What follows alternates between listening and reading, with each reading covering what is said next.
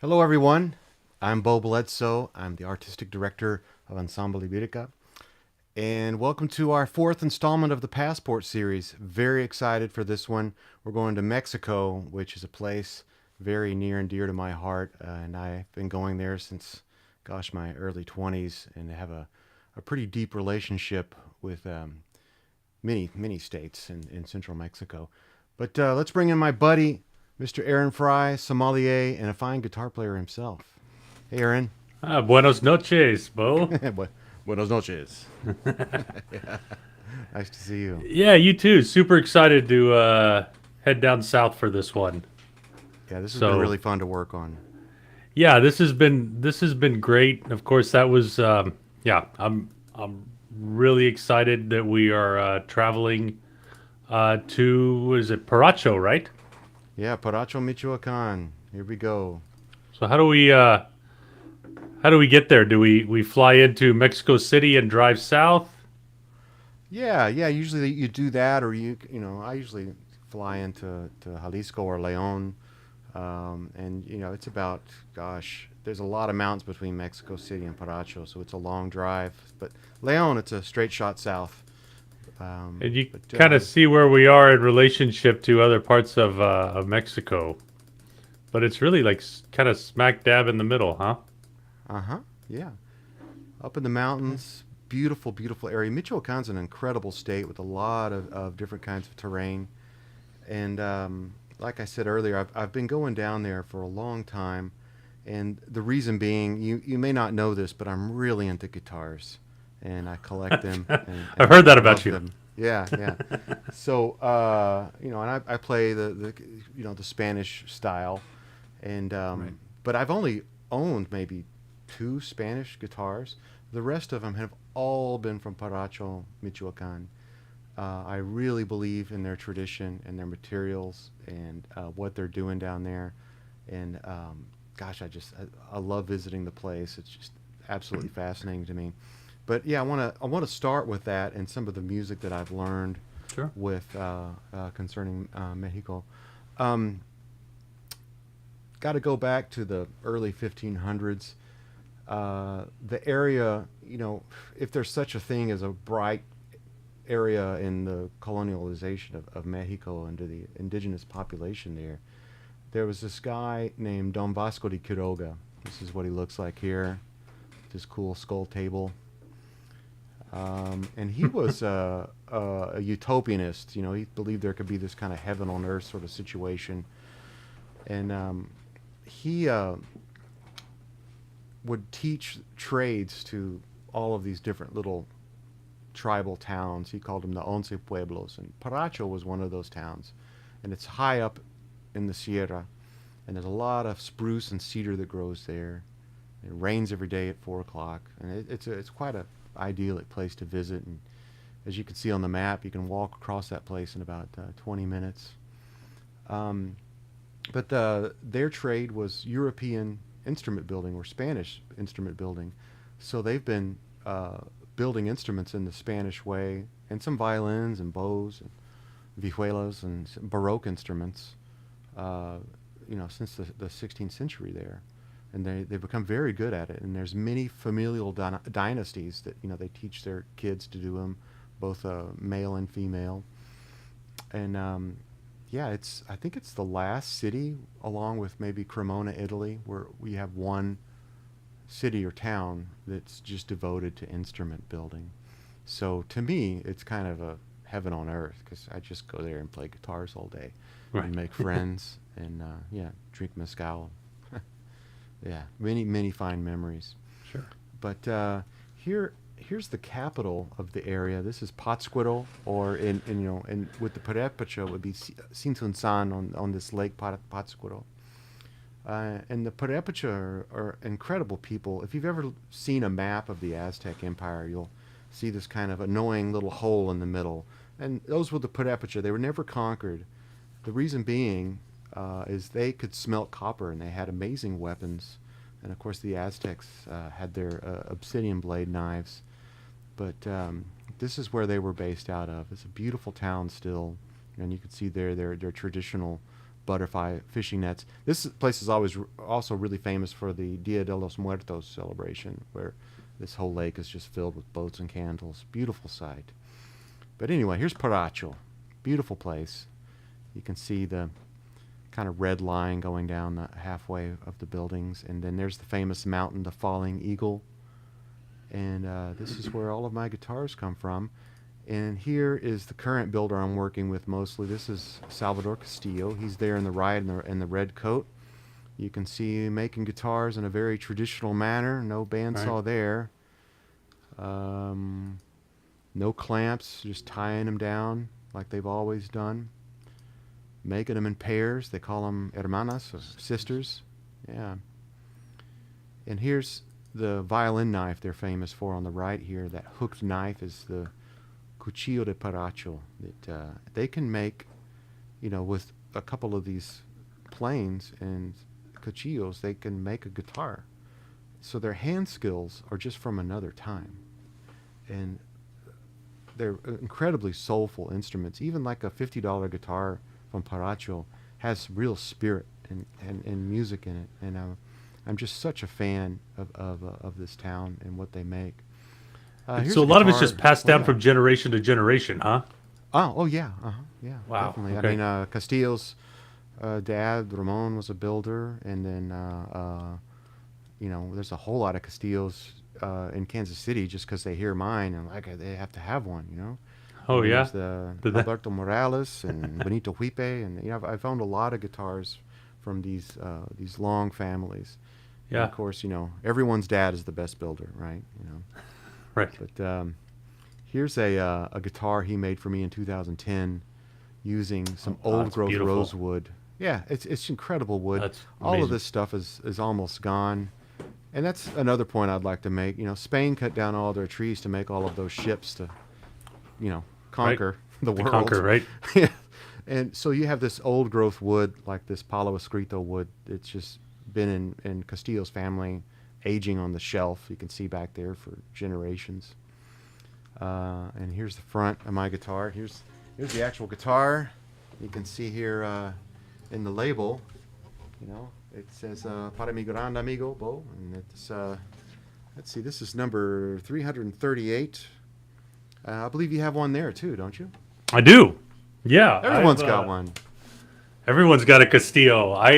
You and I arranged. I commissioned Salvador to make this through you in March of 2007, and this is number 202. 202. So not the Palo Escrito, but they did the Brazilian rosewood. Yes. Backs and sides, spruce the top. most sought after wood and guitar. Yeah, it's just it's a beautiful instrument.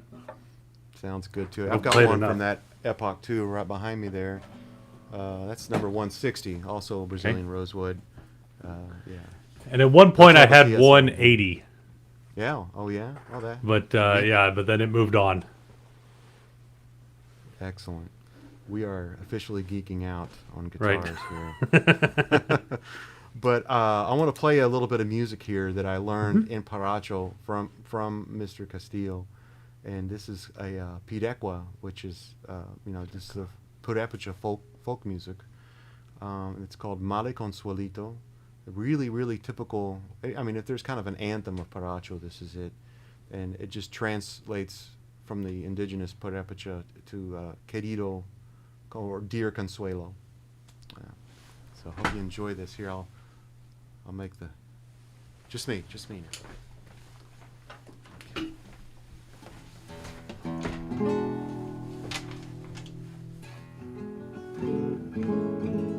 Good looking guitar. All right.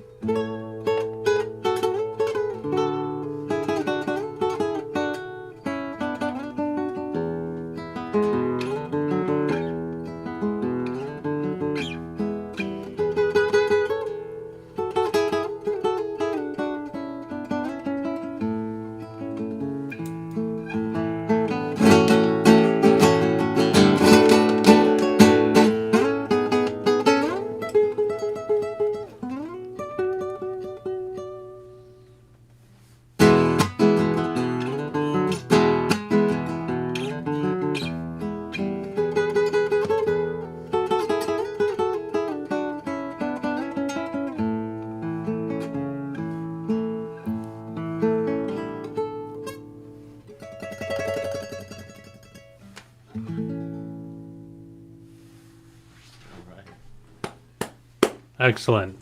Thank you very much. All right. That's great. So of course, with these passport series, we're been partnering with Tannin Wine Bar, of course. But tonight we're going in a little bit different direction. Obviously, wine has really been the theme of our first two destinations.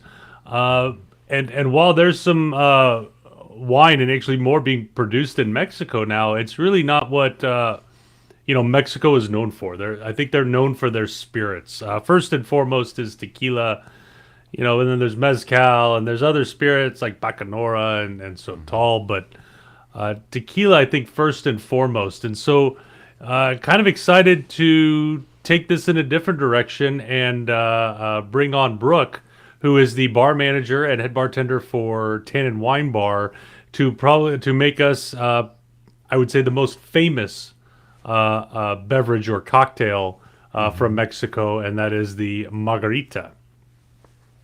All right. Take it away, Brooke. Hi, my name's Brooke Sylvie. I'm the bar manager at Tannin Wine Bar and Kitchen. Been with Tannin for the last 5 years. As bar manager, I run the cocktail program, select the spirits, and also take care of the beer program. Today we're going to talk about some cocktails, specifically using Mexican spirits. So first thing that we all think about is the margarita. Traditional margaritas are absolutely fantastic. There's a lot of variations that you can do on them. And then there are also a lot of terrible margaritas out there. So whenever we're making a margarita, the goal isn't to go to the liquor store and buy a simple syrup, it's to use fresh products. So fresh lime juice is extremely important. If you decide that you want to do fruit, meddle some strawberry, use some jalapeno in margaritas, those are great as well. So let's begin. I'm going to start with a shaker full of ice. Sugar, it is extremely important to measure whenever you're making your cocktails. I'm going to start with a Blanco tequila. So a silver tequila. This doesn't have any oak aging on it. Whenever it comes to sipping tequilas, reposados, añejos are both fantastic, but whenever it comes to a margarita, I just prefer the clean aspect of the tequila. I'm going to use 1.5 ounces of tequila. Second, we're going to use a triple sec or an orange liqueur. This one is by Gifford. They make a great product, so I'm only going to use 1/2 ounce of this. It's going to add some sweetness depending on the type of orange liqueur that you are using. You'll want to vary the amount of sugar or simple syrup or agave that you add to your margarita as well, because you're adding some sugar with the orange liqueur. I'm going to use just 1/4 ounce of simple syrup for just a little extra sweetness on this one. I will tell you, if you use agave, to look at the label. Agaves tend to be a lot sweeter than simple syrup, so you'll really want to cut down on the amount of agave that you use, or you'll end up with a really sweet cocktail. I'm going to use my fresh lime juice and 3/4 ounce of the fresh lime juice. And then I'm going to shake. As with most cocktails that have citrus in them, you'll want to shake them. It adds to the texture, really binds the flavors together. So, shake our cocktail.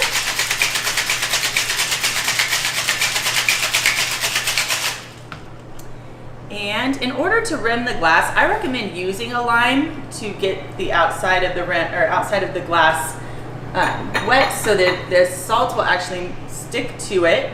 There's no need to strain the ice that you've just shaken. It kind of breaks it up. It actually gives it a nice texture. So from that point forward, all we need to do is pour. And we have our traditional margarita.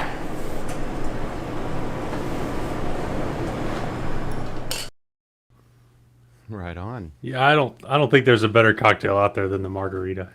It's one of my favorites. It's the margarita is a very traditional cocktail, actually, but a take on a traditional cocktail called a daisy style, which actually, oddly enough, margarita means daisy in Spanish. But it's a traditional cocktail with a liqueur, and then a citrus of some sort. Really based off of like the sidecar, where we have cognac instead of tequila. There'd be a cable car, which would be rum in place of tequila, or the famous kamikaze is a daisy. It's simply a margarita with vodka substituted for tequila. So just an absolutely fun drink. Well, cool. Let's bring in Chef Bryan Aaron to talk about the elote, Mexican street corn. Welcome everybody to our next installment of the Passport series. We're going to Mexico. So to start off, this will be something you can get on any street corner in Mexico. You'll get corn slathered with a little bit of mayonnaise, some cojito, and some fresh herbs. Just, to me, it's fantastic. And so that'll be our first course for this evening. So I hope you guys all enjoy it.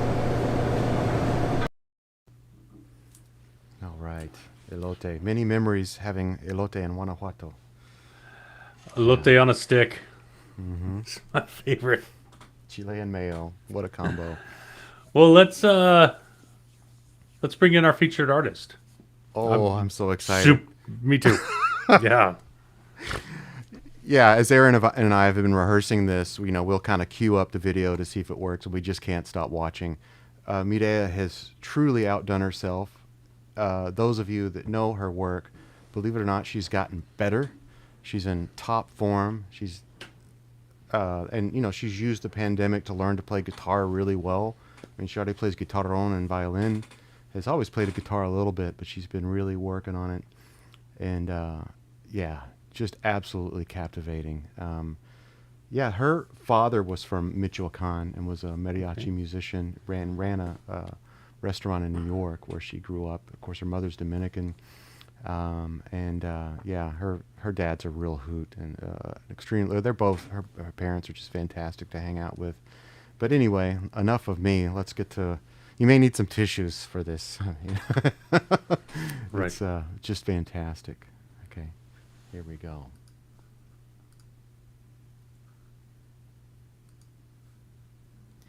Hey, what's up, everyone? Thank you so much for tuning in. Welcome to Passport Series Mexico. I'm going to sing some classic rancheras and some original songs. I really, really hope you enjoy the set. But before I start the set, I want to give a special shout out to my family and friends back in KC who I miss dearly. So sit back, relax, and do some gritos and sing along if you know these songs. I'm going to start with this beautiful classic called Por un Amor.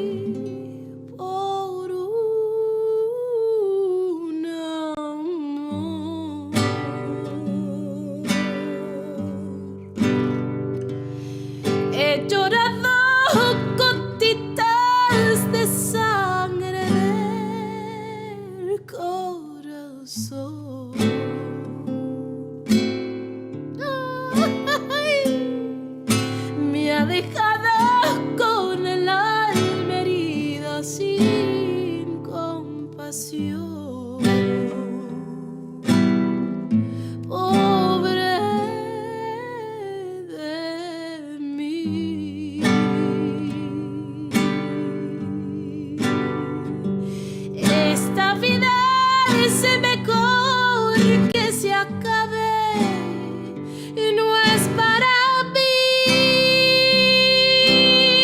Pobre de mí, pobre de mí.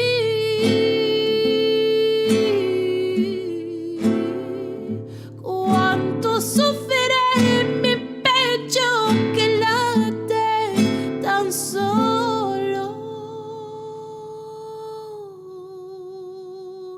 por ti.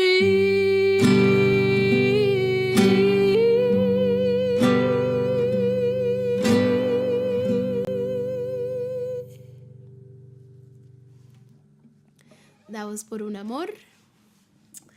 I hope you guys did some gritos with me.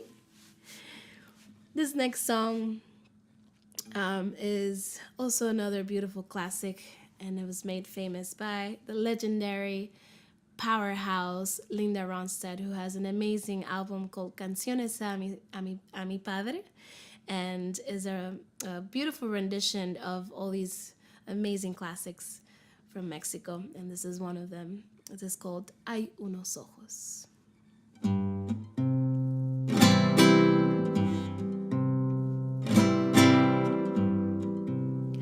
Hay unos ojos que si me miran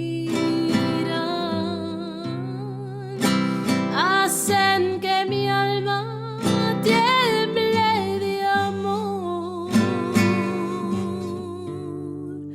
Son unos ojos tan primorosos,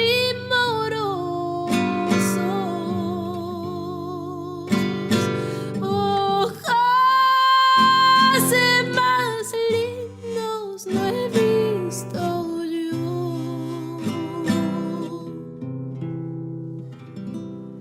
Ay, quien pudiera mirarse en ellos, hay quien pudiera mirarlos más, gozando siempre de sus destellos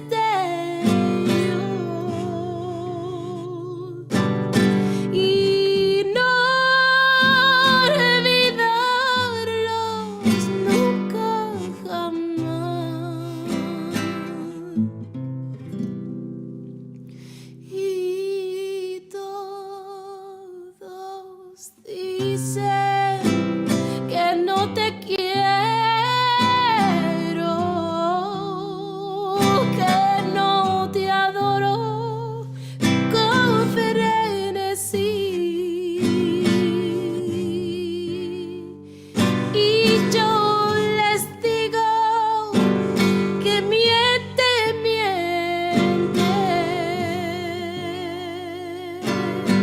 que hasta la vida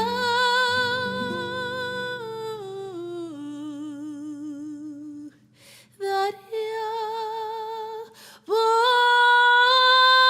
ti.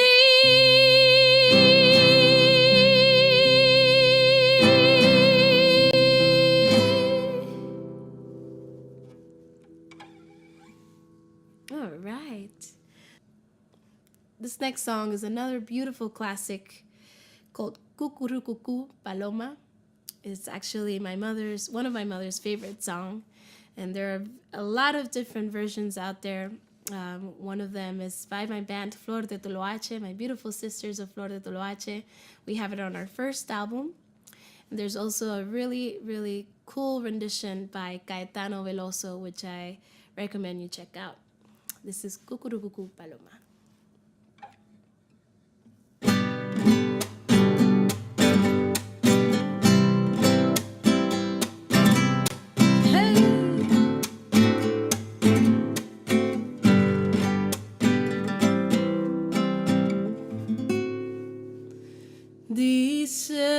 Dicen que por las noches no más se le iban puro llorar. Dicen que no comían, no más se le iban, puro tomar. Juran que el mismo cielo se estremecía al oír su llanto. Cómo sufrió por ella, y hasta en su muerte la fue llamando.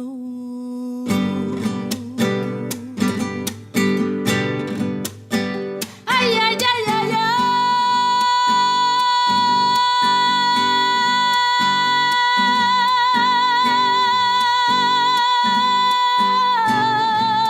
ay, y paloma.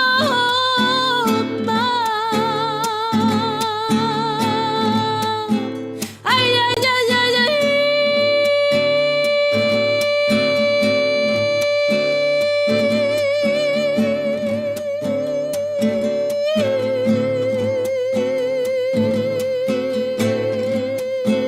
Y no llores. Ay, ay, ay, ay, ay. Y paloma. Ay, ay, ay, ay, ay.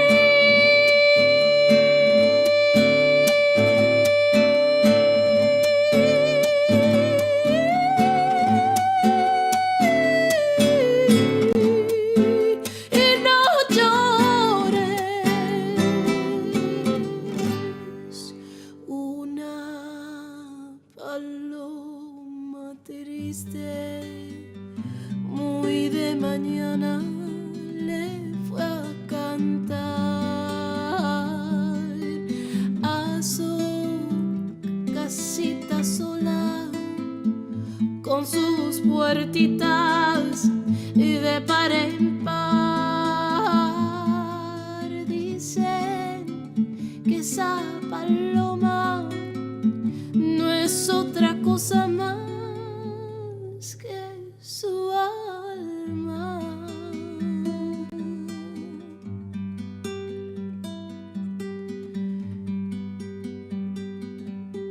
Que todavía la espera a que regrese la desdichada.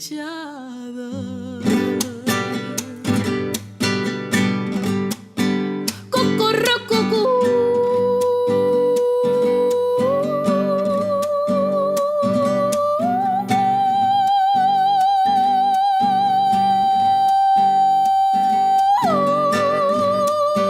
Y cantaba.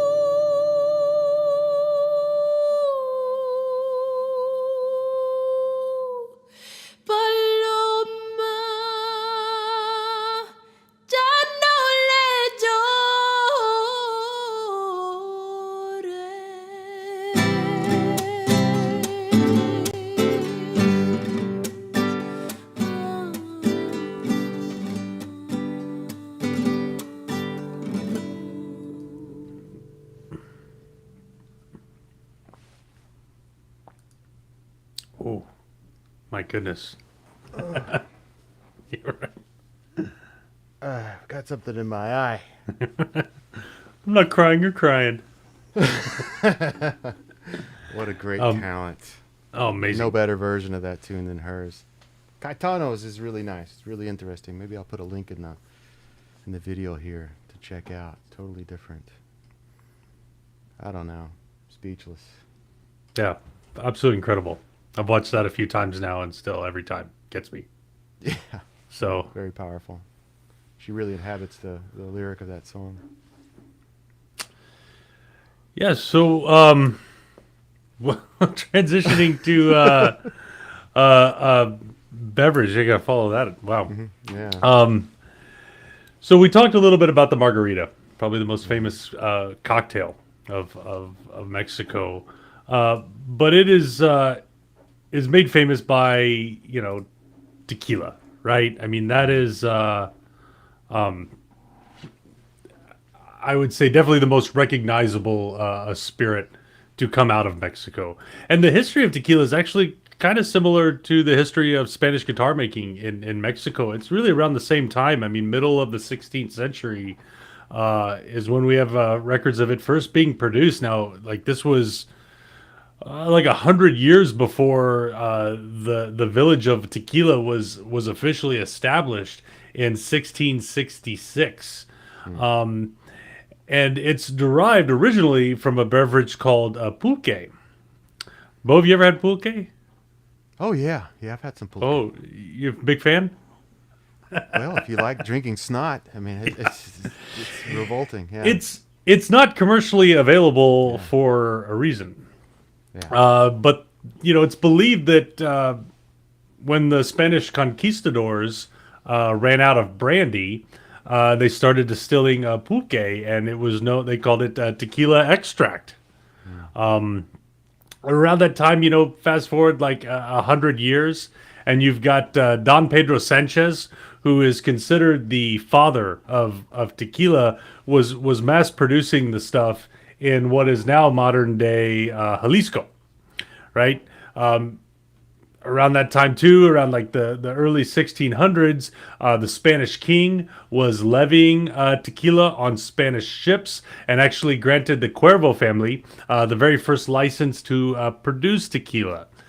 You fast forward another couple of 100 years, and you've got Don Zenobia Souza, who at the time was the president of the village of Tequila, was the very first distiller to export the product to the United States.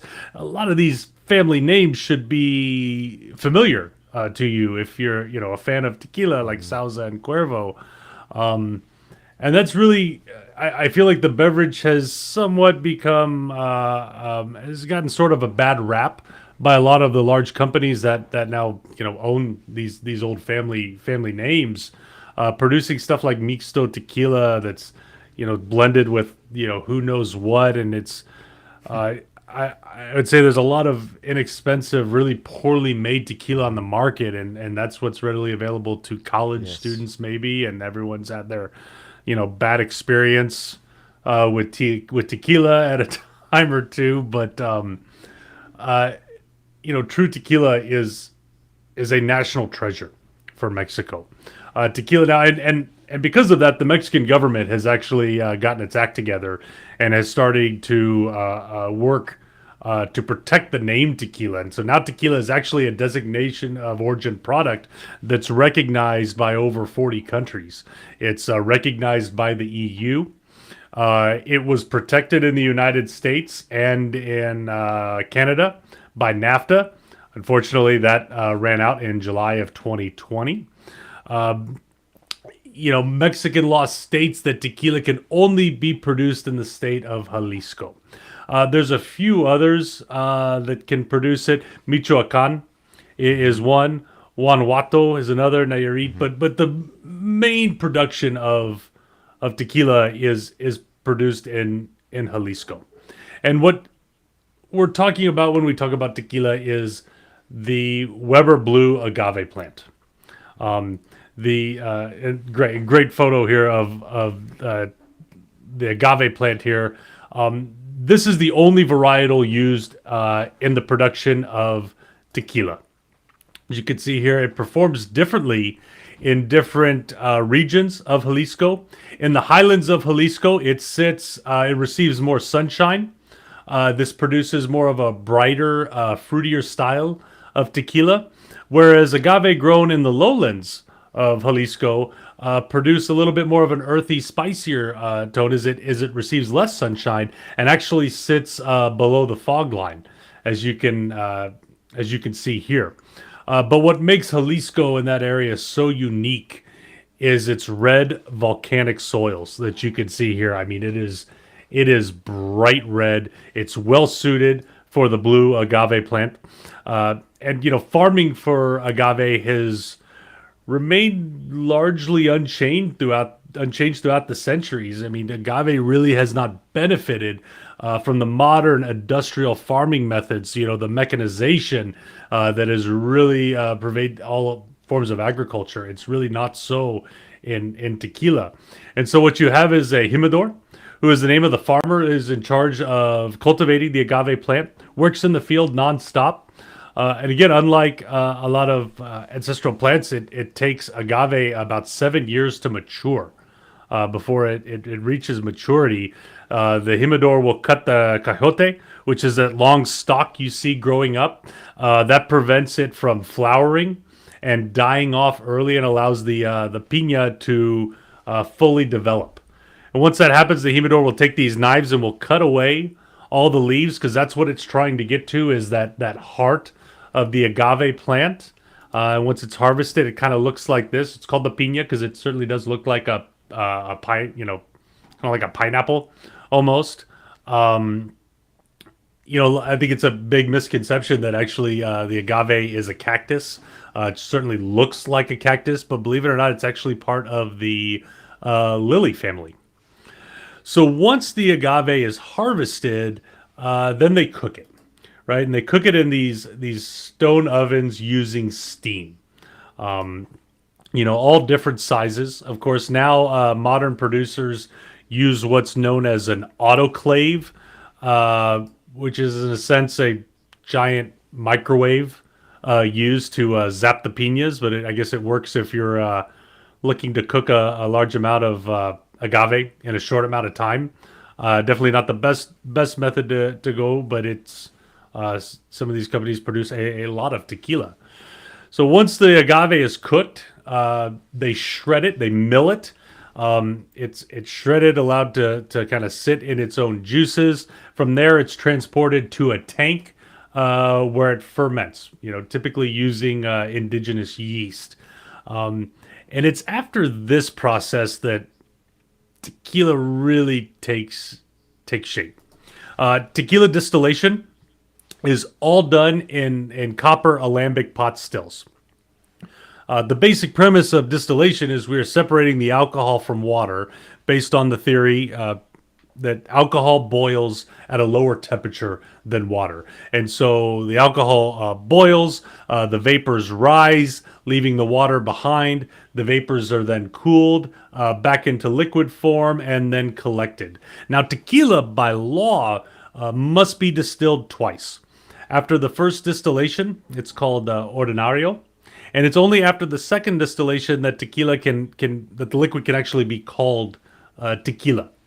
Then the distiller is going to make a number of different cuts, as any distiller would, where they separate the heads, hearts, and tails. A distiller anywhere around the world will cut out the heads because that contains methanol. That is a bad alcohol. It's bad for you. It'll hurt your liver, make you go blind. So you don't want that. But tequila is a different animal. It is the only distilled product in the world that actually distills backwards. And so methanol actually comes at the end of the distillation. And what comes in the heads are these high alcohols, these superior alcohols like propanol, isobutyl, and then there's also different esters like ethyl acetate, aldehyde, that gives us that floral character that we come to know of with tequila. And then it is blended with the heart cuts, or in tequila we call it the corazon, which is the best part of the distillate. And so then after it is distilled, it's destined to be a number of different products. And we have these three in front of us this evening from Tequila Ocho. We have a Blanco or white, or in this case, Plata, meaning silver. These tequilas are completely unaged. And then we have a Reposado, which means rested. These are aged for a minimum 2 months and maximum 1 year in oak barrels, typically used oak barrels. Most of the time they're ex-bourbon barrels. And then añejo, meaning aged, is aged for a minimum 1 year, maximum 3 years. And then another style is called extra añejo or extra aged or ultra aged. And these are aged for a minimum of 3 years. But we decided to taste Tequila Ocho this evening because it is absolutely unique in the world of tequila and pretty unique in the world of spirits together. It is a project started by this gentleman here. His name is Thomas Estes. Thomas was a restaurateur and bar owner in Europe, worked tirelessly to promote agave in the EU. So much so that they Mexico made him the tequila ambassador to the European Union. And after visiting Burgundy, he really had a premonition where that tequila is such a terroir-driven beverage, and we've talked about that term terroir over this Passport series. It's actually a French term that describes the natural elements or influences that affect agriculture, not just grapes. It's really agriculture, and that, notably, what is actually grown. These elements could, include soil, altitude, day temperature, nighttime temperature, the way the sun hits it, rainfall, humidity, everything that influences the grape or agave is kind of known as terroir. And after visiting Burgundy, he realized, gosh, everyone grows Pinot Noir and Chardonnay, but there's thousands of different wines made. And what's the difference? The difference is always the vintage, but it's all of these microclimates we call vineyards. And so he realized that, tequila really has all of those elements to it, but modern tequila producers, in fact, all tequila producers, work really hard to mask that and to blend into a house style so that, your Blanco tequila, whether it's from, anywhere from Patron, is going to taste the same year after year after year, no matter where you have Patron, whether you consume it in Michoacan or in the United States or in Tokyo or in Russia. Patron's going to taste like Patron all the time. And so what he wanted to do was take a tequila and highlight not only the vintage which the agave was harvested, but also the estate that it comes from. And so again, remains unique in the world of tequila, and that's what we're tasting tonight. Three different. The Blanco is from 2020. It's from the La Loma estate. And the whole idea is that when you try the 2021 from a different estate, that Blanco will taste differently than the previous Blanco that we're enjoying tonight, because it comes from a different part of Jalisco. It's harvested in a different year. Also from 2020 is the Reposado tonight. That comes from the Cerro Grande estate. And then we're enjoying a 2018 Añejo from El Bajío estate. And I think it's so much fun to kind of taste these over the years and watch how, like wine, they all have their own expression and story to tell. And that, it's a tequila brand that Tannin has really championed over the years. I think because all of those enological properties that this particular tequila has. And so I hope everybody enjoys the Tequila Ocho that we've got for you tonight. And I think paired with it, Chef Bryan has really outdone himself with this menu. But tonight we've got the roasted shrimp. Not so much in a chronological order for pairings, but to taste each one of these tequilas side by side and see the subtle differences between the two, and to pair it with these roasted shrimp is really been a treat. So We'll let Bryan, we'll let Chef Bryan tell us a little bit about this dish. All right, Bryan, here we go. Folks, welcome to the kitchen at Tannin Wine Bar. Hope you guys are having a great time. Our next course is going to be a roasted shrimp with chorizo pozole. So we're going to start with a nice pan, and we're going to add our shrimp.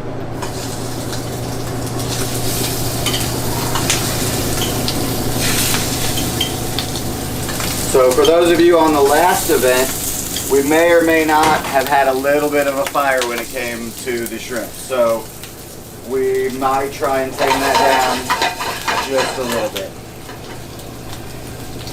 And so what we want to do is we're going to start to get just a nice little bit of a sear on there. I'm going to add a little bit of butter.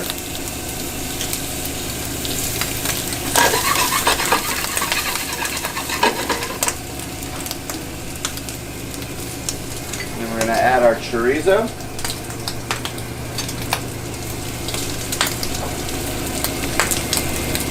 Onions.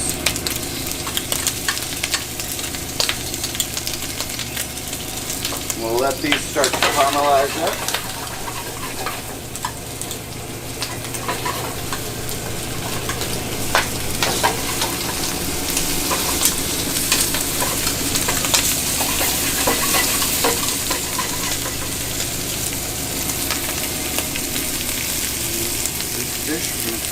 Tomatoes.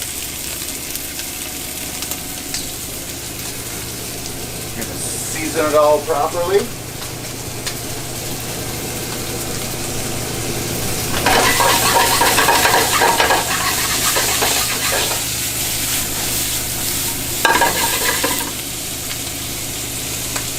Add in our hominy.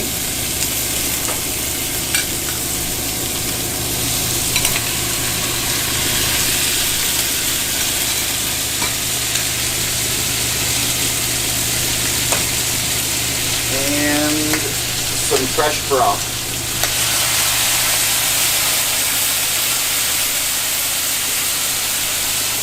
And we'll let this just stew together.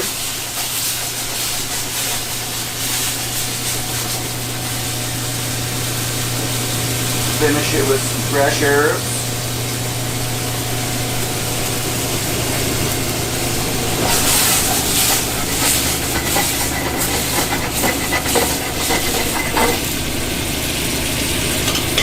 And at the very last second, we're going to bring all this broth together by adding a decent amount of butter. And by decent, I mean kind of an uncomfortable amount of butter.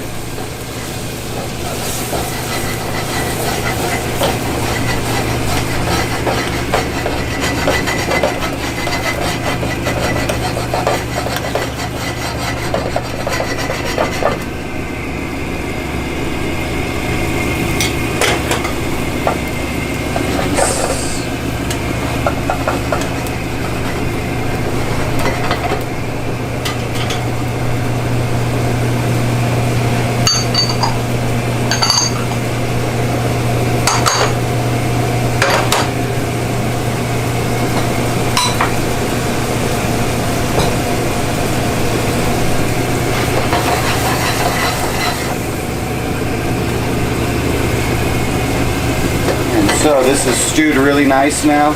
We've got a really nice kind of thick broth stew with all the great veggies. The shrimp are finished.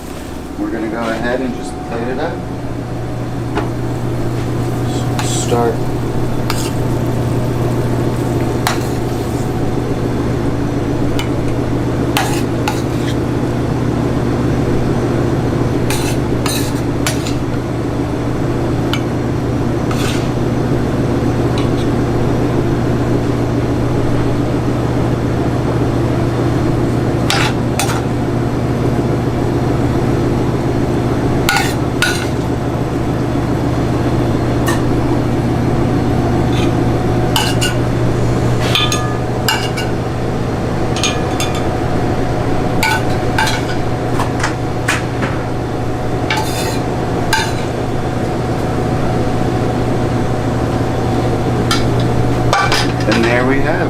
shrimp and hominy pozole.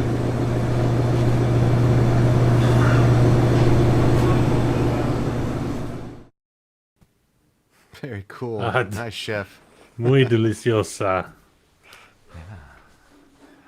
Well, I don't know about everybody else. I'd like to hear some more Mireya. Me too. Yeah, this. I'm is sure the whole second audience sentence. would rather hear her than us. Yeah, let's ramble on about this and that.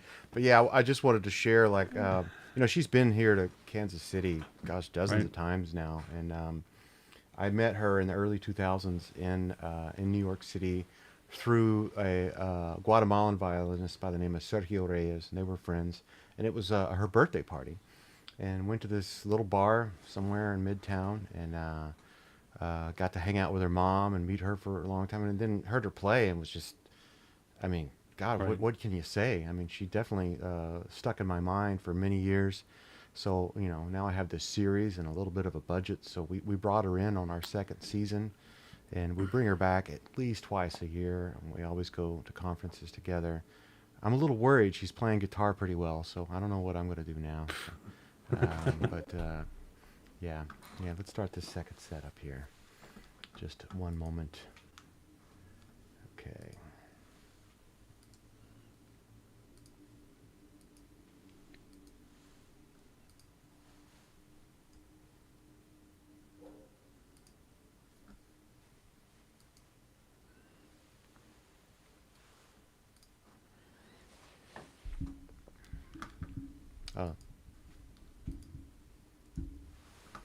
I'm gonna switch it up and go back to the tequila vibes and do a ranchera, an original one that I wrote for Flor de Toloache's second album, and this is titled Regresa Ya.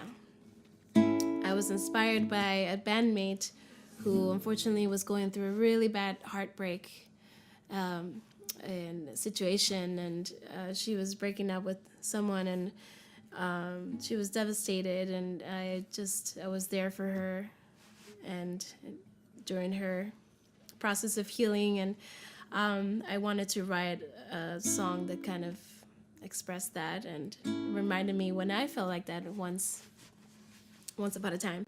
So ranchera is one of my favorite styles of singing. I just love it. It's just so therapeutic, and it also brings me back home, and it automatically transports me to Mexico. And so I love to write rancheras as well. This is Regresa Ya, and make sure to do some gritos on this one.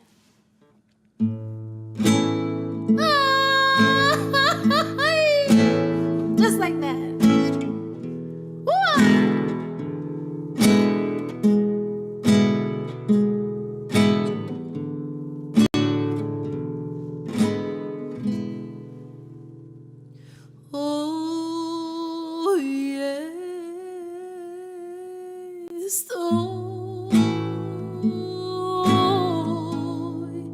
Perdida en el recuerdo,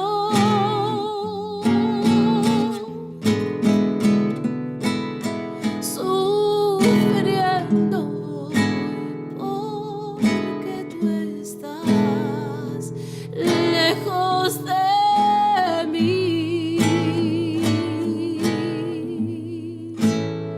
No entiendo ya cuál fue la razón de tu partir.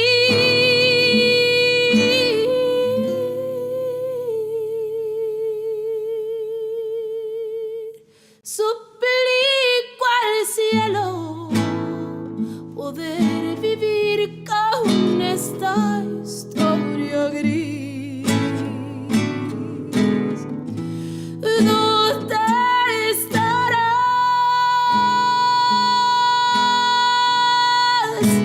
Regresa ya. No puedo más.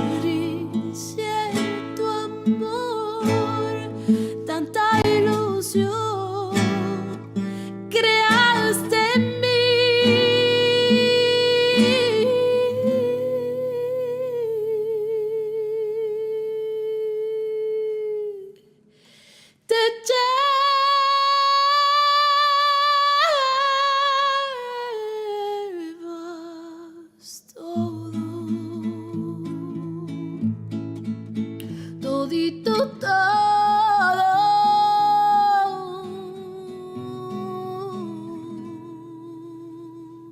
de mi corazón.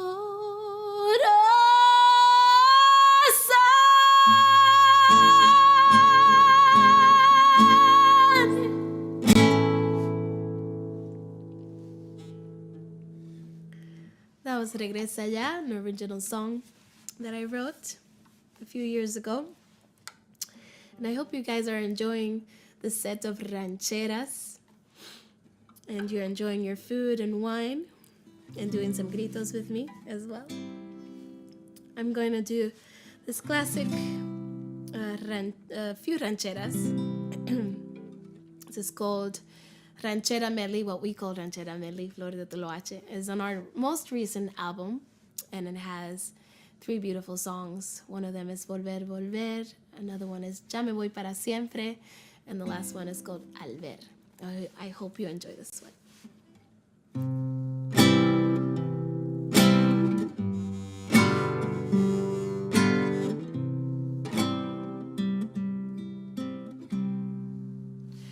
Ya me voy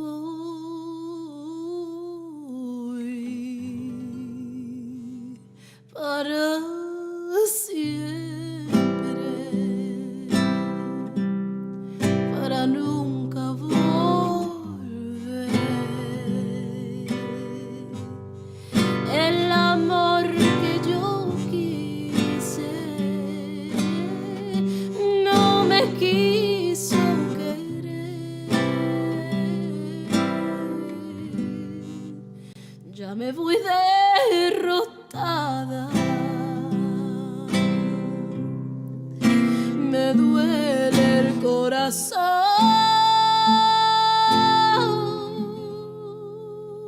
porque el amor de mi alma, porque el amor de mi alma solita me dejó. Voy a vagar por ahí, trataré de pasar mi vida más tranquila. Si sigue este dolor, no le sorprenda que mi hogar sea una cantina. Yo me voy derrotada. Me duele el corazón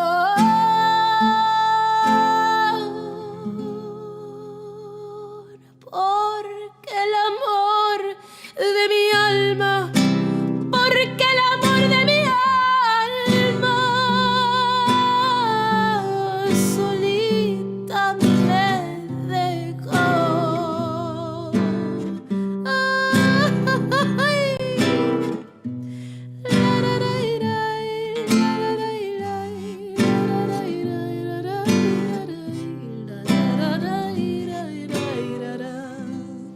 Este amor apasionado anda todo alborotado por volver. Voy camino a la locura y aunque todo me tortura, sé querer. Nos dejamos hace tiempo, pero se llegó el momento de perder. Tú tenías mucha razón, le hago caso al corazón y me muero por volver. Y volver.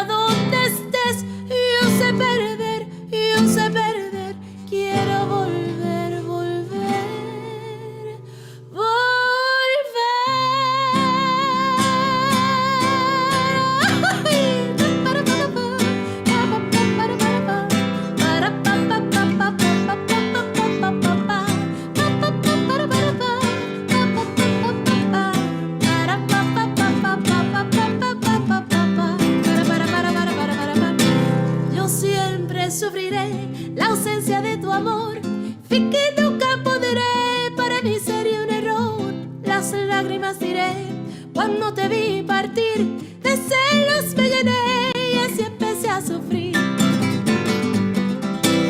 vida para mí no es nada en realidad, y menos sin tu amor.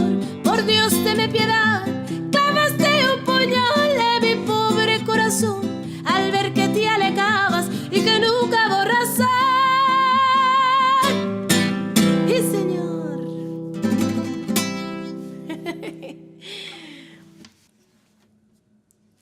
All right, I hope you enjoyed this set. I have one more song for you guys. This is titled La Cigarra.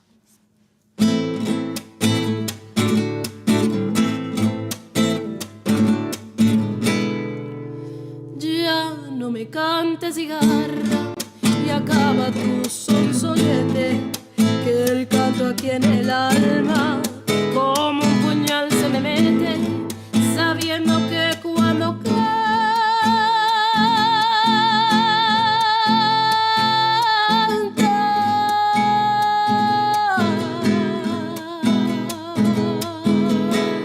pregonando vas tu muerte.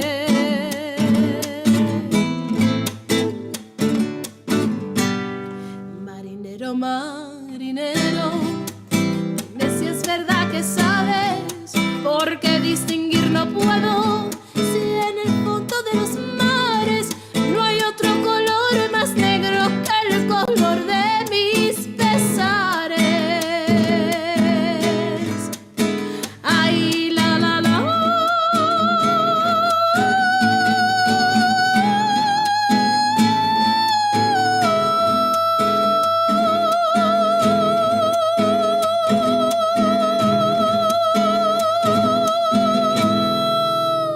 ay, la, la, la.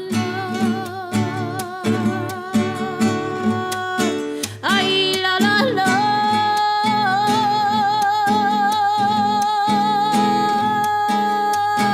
No hay otro color más negro que el color de mis pesares. Un palomito al volar que llevaba el pecho herido, ya casi para llorar, me dijo muy afligido: ya me cansé de buscar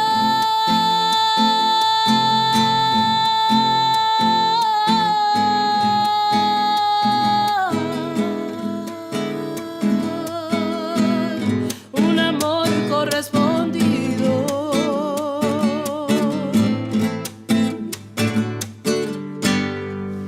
Bajo la sombra de un árbol y al compás de mi guitarra canto alegre este babango, porque la vida se acaba y quiero morir cantando como muere la cigarra.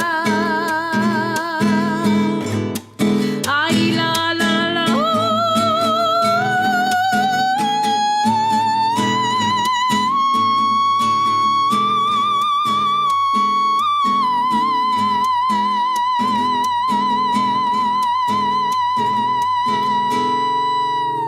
ay, la, la, la. Ay, la, la, la.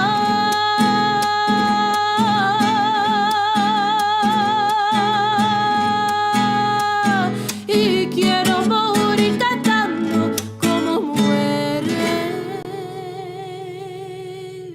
la cigarra.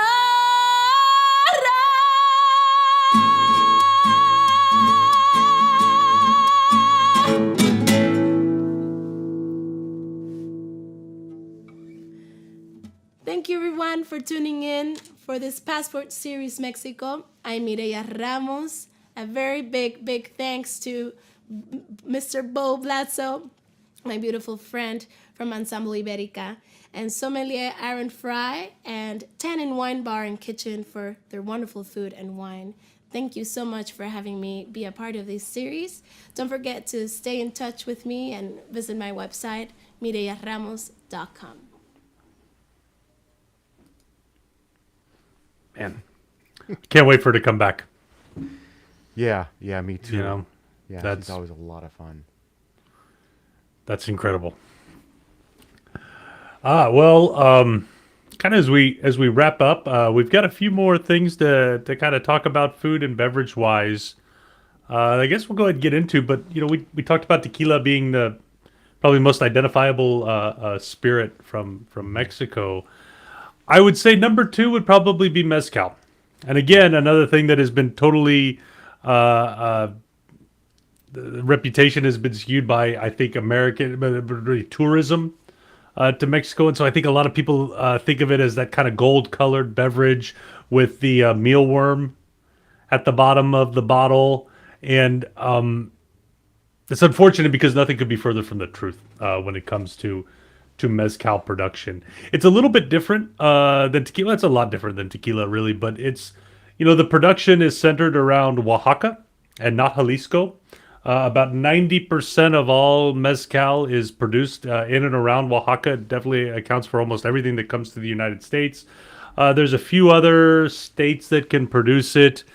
Durango is one, and there's like 6 or 7 others. But like combined, they produce less than 1% of all tequila. So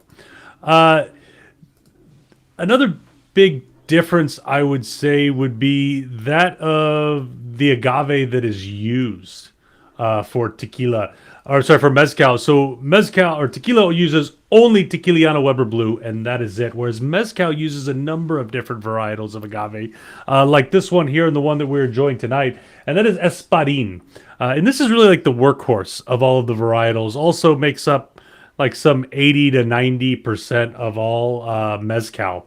It's favored by producers for a number of different reasons. One, it's very fibrous, breaks down very easily after it's roasted, and it's actually cultivated in a relatively short amount of time. And I mean relatively short because this still takes about 6 to 8 years to mature, versus other varietals like, say, my personal favorite, this Tobala. Takes 10 to 15 years to mature. And of course, it's a much smaller piña, so you get a whole lot less you get much less. Technically, it's about 17 kilograms of piña to produce 1 liter of mezcal. And there's a lot of other different varietals, of course, that are used. You've got this one is called Quiche. There's Madre Quiche. As you can see, this one's very tall. The piña is incredibly long. There's also Mexicano and Tepestate and dozens of other varietals. And then there's also different styles produced. Definitely seasonal styles, like Pachuga, which is more done around harvest time. And it's meant to celebrate not only the harvest and the fall, but also is more spiritual, in which they draw the animal, in this case usually game like turkeys or chickens, and they invite the animal to the harvest meal by hanging the bell of a turkey in the still, as you can see here. So Pachugas are definitely not vegan. So another big difference here is these earthen pits. Instead of being roasted by steam, they are cooked over coals and wood fire and then covered with leaves and allowed to roast for days and days. And this is what gives mezcal that very smoky flavor if you're enjoying it right now. And then after it is roasted, it is milled and broken down completely by hand using what's called a Tahona wheel. And this is this large stone wheel that's being pulled in circles by a donkey. There's and it's all stilled in many small distilleries are called actually palenques, and it's there's thousands of them across Mexico, and they're all done in small batches like this, much different than those beautiful copper alembic stills that we saw in Jalisco earlier. Very, very small production. Almost every, all these families, they make just a little bit of mezcal for their family and their friends. And tonight we're enjoying Mezcal Vago. And it's the work of this gentleman here named Aquilino Garcia Lopez, who actually unfortunately passed away in 2020. And his Mezcal Vago is from when his son-in-law, his future son-in-law Judah was surfing in Veracruz and became ill, went to the hospital, and fell in love with his nurse. They got married, and they found out that his father-in-law, there's Judah and Aquilino, his father-in-law was a mezcalero and produced mezcal, and the stuff was pretty good. So, of course, they decided to bottle it and bring it to the United States. A number of different styles here. Mezcal, again, the Mexican government is really organized behind this and has created 3 categories by the Consejo Regulador de Mezcal. You've got mezcal, which is your basic industrial mezcal that's done. Autoclaves are allowed to be used. You can use diffusers, which is what gives it that smoky flavor. And then on the opposite end of the spectrum is mezcal ancestral. And this is all done traditional, all by hand, roasted in earthen pits, distillation in clay pots, all heated by fire. And, much the same way that, tequila is to like Irish whiskey what mezcal is to Scotch whiskey. The same area. That Scotch whiskey is, the peat moss produces a real thick, oily black smoke that gives Scotch that smoky flavor, whereas Irish whiskey is a little bit more lighter and fruitier. Same way with tequila and mezcal. I think tequila is much more of a bright, citrusy, fruity beverage, whereas mezcal is by far much more earthier, spicy, and definitely more smoky. So we're enjoying the elote tonight from Hios de Aquilina Garcia. You can see here it is now made by the House of Aquilino. Fortunately, Aquilino passing away is no longer distilling, but his family still is. And so we're enjoying the elote, which is espadín. You saw from the pictures, they give you all of the basic information that you need, and it's all done. You can tell that this one was distilled in October of 2020, and this particular distillate only yielded about 808 liters. And that was what was brought in not only just in Mexico, but the United States. And so, again, this is a batch kind of frozen in time. Once those 808 liters are gone, that's it. Mm-hmm. And the next elote will be different. And, so... also produces some really great cocktails too, which I think bartenders around are really starting to explore mezcal. Yeah. And Brooke created another amazing cocktail with mezcal that everyone should have in front of them right now. I'll let her tell you about this next cocktail. Yeah, let's see it. I love this one. For our second cocktail, we're going to use mezcal. Another very fun but not as well known or as popular Mexican spirit. A lot of people know that mezcal gives you that smoky flavor, but there are numerous different kinds of mezcals out there that really prevent different flavor profiles. So it's a really fun one to go out and just try the spirits individually and really see the vast options that you have with mezcal. Since it is such an intense spirit, I wanted to take it on the side of being approachable for everyone. I want everyone at home to be able to enjoy. So I started with a couple strawberries that we're going to muddle. Add a little fruit component to it. So with strawberries or with fruit, you can muddle pretty hard because you really want to break it up. Anytime that you're making cocktails that use herbs, so if you're making like a mojito with mint, the goal is actually to do it really lightly so that you don't break up the mint leaves. But with my strawberry, I'm going to give it a pretty good muddle so that I can really break it up. We're going to start reusing the Agave de Cortez as far as the mezcal. I'm going to start with 1.5 ounces of the mezcal. And we're also going to include 1/2 ounce of ancho reyes. This is a chili liqueur, and it's also a product out of Mexico. So we're just going to use 1/2 ounce. It has a tiny bit of spice, but more just pepper flavor to it. And it's a really fun one. If you buy a bottle, I encourage you just to try a little bit on its own. It's a really unique spirit. We're going to add 3/4 ounce of lime.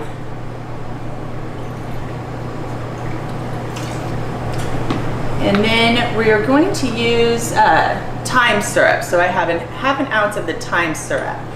So just basically boil water, making a simple syrup, Put the thyme in there, just steep it with the water, kind of create a tea, and then you'll add in your sugar. Once we have all of these, we're going to create this cocktail as well.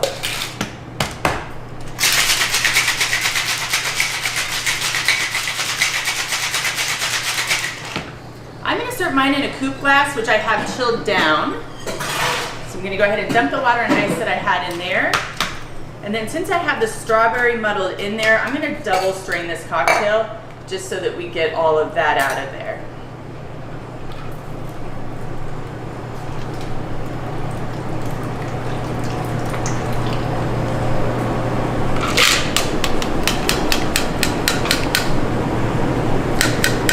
We'll let that strain. Throw a little strawberry on the side for a garnish. And hopefully we've created a mezcal cocktail that will be appropriate for mezcal drinkers and for those who are not so familiar.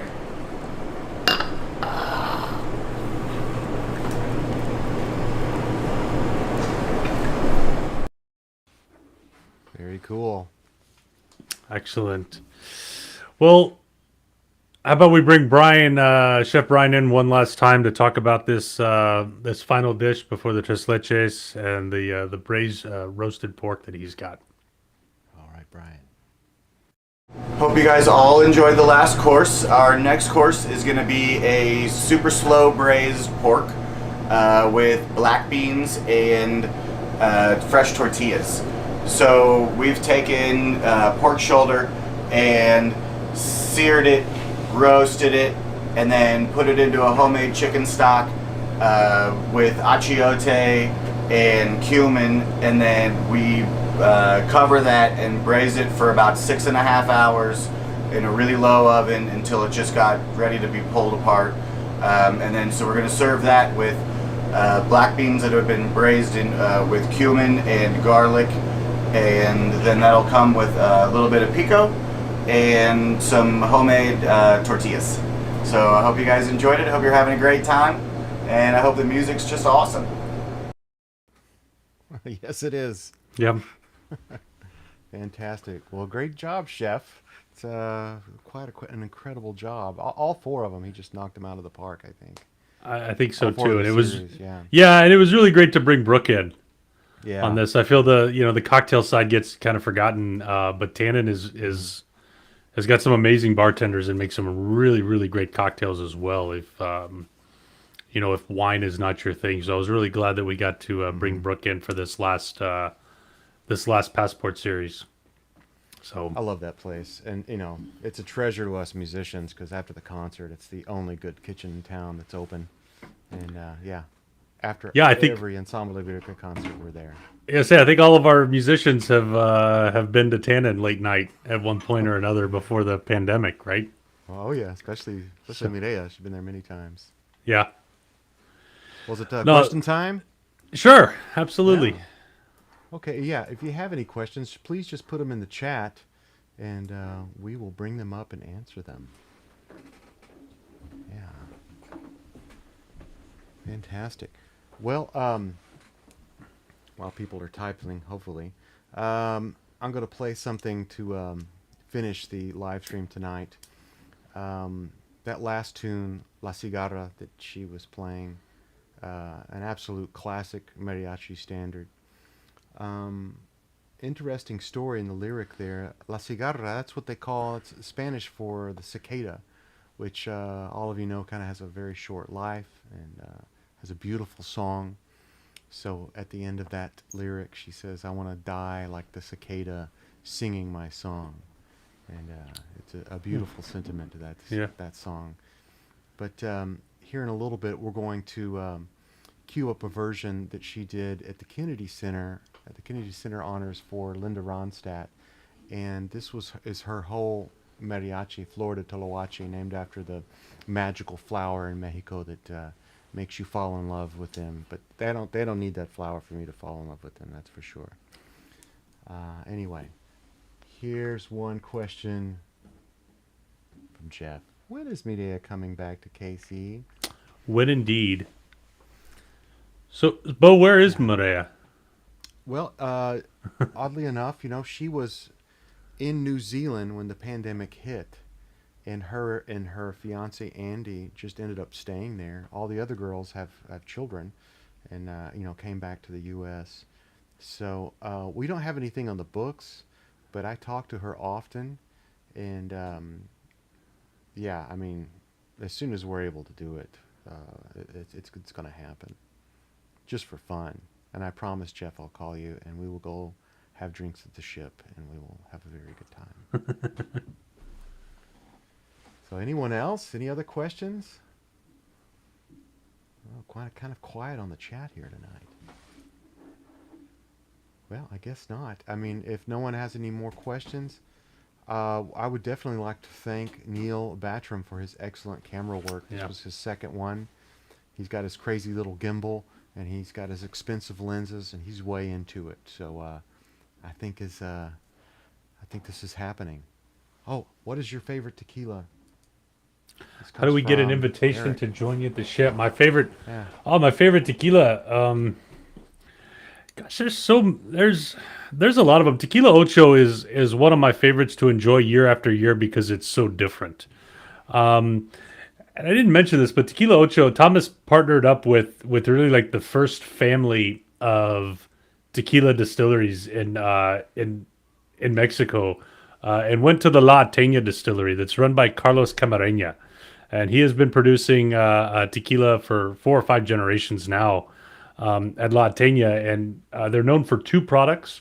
One is called El Tesoro, which is the product that his family made for the United States. You can see that on the shelves. It's got a little Tahona wheel on top. And then another one, which I'm actually fortunate to sell as well, called Tapatio. And that was his family's product that he made for the Mexican market. And some friends of my boss that own a distillery in California called Charbet went down there and started distilling tequila and convinced Carlos to allow them to import it to the United States. So you can find both El Tesoro and Tapatio in the United States, as well as Tequila Ocho. But for those that like kind of a different experience every time, like wine, I would definitely say Tequila Ocho is something fun to check out. And while they do make a reposado and añejo, their añejo is kind of lighter than some people's reposados. It is aged for a minimum 1 year and not a day more. Their reposados are aged. Minimum time allowed it must be 8 weeks. Because they are Tequila Ocho, they rest their reposado for 8 weeks and 8 days. So the whole idea is to give as little impact of the oak as possible, so that the actual distillate can come through and is not overpowered by oak. So my those are some of my favorites. Is for all the wrong reasons, really, or the right reasons. Those of you that know me know that I love a bottle of Cazadores Reposado, and mainly just because of memories. Anytime there's a jam session in Mexico, they'll get together around noon with some sliced cucumbers and a bottle of Cazadores, and I've always loved the little drawing of the cross-eyed deer on the label. And it's just mandatory. We're going to sit down and make music. That is the bottle that you see. So it's an associative flavor for me, and it's also just a little bit evil. I kind of like that about it. Sure. Hurts a little bit. All right, Julia's got some great questions. Yeah, maybe this is a good time to say. So this was the final performance of our Passport series. Yeah. For those of you that joined us for all four of them, thank you so much. Beau, I had a great time. Yeah. Putting these together, and I think when we first started getting together and talking about these, Barry Tunnell, the general manager and wine director at Tannin, and I had the request we wanted to figure out a way to go to France, because it definitely falls in Barry's and ours wheelhouse. Chef Bryan, amazing French techniques, and so I think after twisting your arm enough, Beau, we were able to extend it for one encore performance of the Passport series, and we will be going to France on on May 1st, and I'm super excited about it because that's really where my heart lies when it comes to wine. And we've got some good friends lined up for that one as well. Some winemakers and an importer that are close friends of Tannin Wine Bar in Vintage 59. So super excited to do that one with you here next month. Yeah, and the music will be primarily Sukena Jamali, who's our youngest member of Ensemble Iberica, and she is from Morocco, Algeria area, which is she's actually a French teacher here at Lafayette, your daughter's school.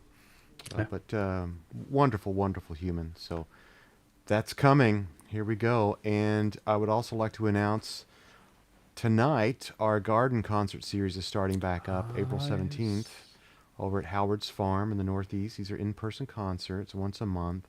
So go to our website, ensembleiberica.org, and it's up now. All the ticketing's up and all the information, all of the different artists. And it's a lot of fun. And if you don't know what these concerts are, they are socially distanced kind of picnics where Howard makes the food from his garden and presets it out, and then you come in, someone takes you to your picnic blanket. Then we have a concert for an hour, and then everyone leaves one by one. And they were all very successful last year. All of them sold out, except I think the October one, which was very cold. But yeah, April 17th is going to be myself and Colleen Deeker and my son, Beau Bledsoe. So, yeah.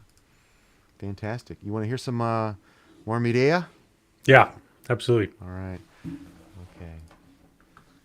All right. From the big barn in the Kennedy Center.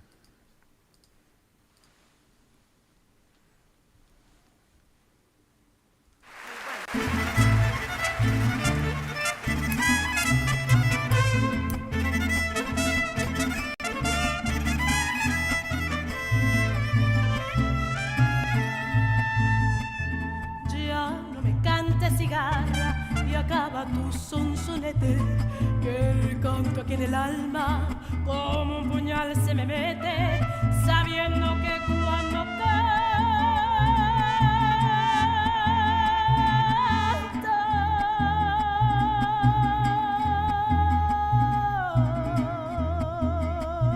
cantas, pregonando vas tu muerte.